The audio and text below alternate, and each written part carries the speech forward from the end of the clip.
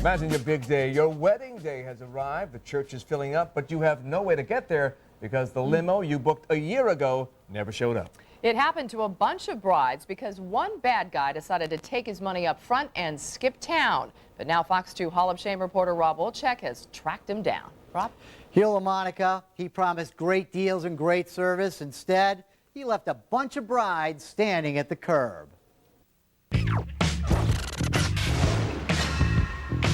Mike Dubinsky, Rob Wolchek from Fox 2. Back in the limo business again? Hey, where you going, Mike? This party's just getting started, and you're the guest of honor. Just shut this off, we'll talk. No, I'm not going to shut it off. Mike, after searching for you for almost a year, not only am I not turning off the camera, I'm not going to let you get away. What about all the people you ripped off, Mike? Nobody got ripped off. Nobody got ripped off? Well, tell that to her. You owe me $500. And her. So how much money are you out now? Over $1,000. And him. And her. And him. Mike, I got bad news for you. Lots of people think you ripped them off. The guy is real good. He could take a sucker from a baby's mouth and get away with it. Mike Dubinsky owned AAA presidential limousines. Very fancy sounding. And heck, wouldn't the president look good in one of these tricked out coaches? Check out Mike's ad. He's got a Viper limo, a Lamborghini limo, stretch Jags, Mercedes, Rolls Royces, and you betcha, a Bentley limo. At least that's what Mike says he has. Bob and Dave have limo companies too. They say Dubinsky promised his customers all kinds of fancy limos, but those magnificent limos never seem to show up. In fact, they say oftentimes when you hired AAA presidential, no limo showed up. He's been doing this 20 years ago, but he just hasn't got caught at it. How would you like to start your wedding day running late for the church? I wouldn't, and neither did Jaman. I had to drive myself to the church. Jaman and Yolanda were supposed to have two white excursion limos pick them and their wedding party up. They met with Mike Dubinsky a year ago in an office here on the riverfront, where Mike lived in a high-rise apartment. Sound like he was legit to me. They gave Mike a $500 deposit. Cheryl booked a bachelorette party for her daughter with Dubinsky. We never did sign anything. He never faxed us anything, but yet he charged our credit card. Last summer, Lisa booked two limos for her wedding. I said, you know, I don't know you. How can I give you so much money up front? He said, well, I'm the owner of the company, and you don't have to worry about that. I've been in business 25 years. Ken and Tamara gave Dubinsky a $200 deposit for their wedding limo. I talked to Mike. He was the owner of the company. They say your wedding day is the most important day of your life, and perhaps the most stressful day of your life. Will the tuxes be the right color and fit? Will the flowers arrive at the church on time, and will they look all right? Will your limousine driver be professional and courteous? Yo, I'm your driver. Hop in.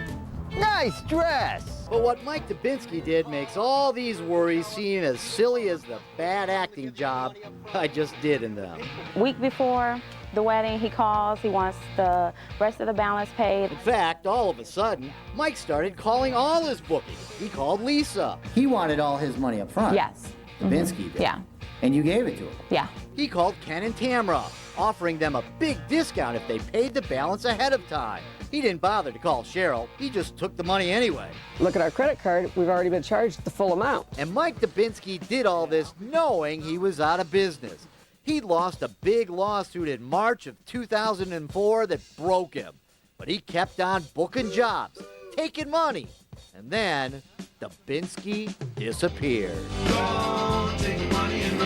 I spent months looking for Dubinsky. He bailed out of his fancy apartment without paying the rent. His website was gone. His phone number's dead. Mike Dubinsky was gone. My only clue was that he was somewhere in Florida. My only hope? Come back one of these days. And on a lovely spring day, Mike did come back. There he is, selling cars. And after work, there he goes, driving in, of all things, a limo. You think high gas prices hurt? Watch me give Mikey some pain at the pump. What about all the people you ripped off a year ago, man? You guys are unbelievable. Why am I unbelievable? You're the unbelievable guy. You don't know what happened. They closed down the company. Who It wasn't my closed it fault. down? Who closed it down? Shut that off. We'll talk for a minute, okay? No, I'm not shutting it off, man. Excuse me, sir. I politely follow Mike's path past pumps and over hoses and hit him where it hurts. Yolanda Daniel, $500. Cheryl, $1,000. Lisa Kashot, $600. You didn't even have the decency to call those people and tell them you were leaving town, man. My turn to call you. What's my fault? It's not your fault. Whose fault is it?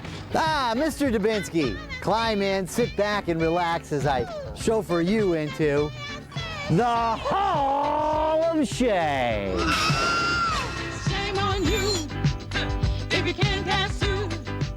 Dubinsky says embezzling employees in lawsuits caused all his problems, and he denies taking money up front knowing he couldn't deliver, but you saw the dates on the paperwork. He also promised he'd have checks for all the customers he ripped off by the time this story aired. But just like his limos, those checks never showed up. Joe LaMonica?